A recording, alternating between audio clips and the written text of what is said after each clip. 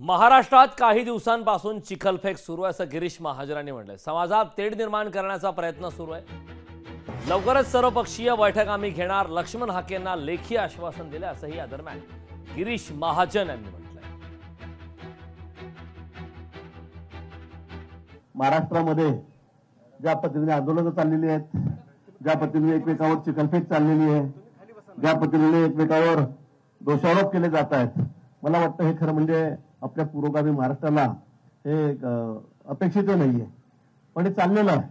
दोन समाजामध्ये तेढ निर्माण होते, समाजामध्ये हे आपण बघतात आणि म्हणून यावर लवकरच तोडगा काढावा, यातून काही सन्मान्य मार्ग काढावा यासाठी काल अशी विस्तृत अशी एक बैठक झाली आणि या बैठकीतून सर्वसामान्य असा एक मार्ग काढावा, तोडगा काढावा असं आम्ही त्या ठिकाणी ठरवलं आणि काल सर्वांनी मान्य केलं की आम्ही उपोषण मागे घेतो।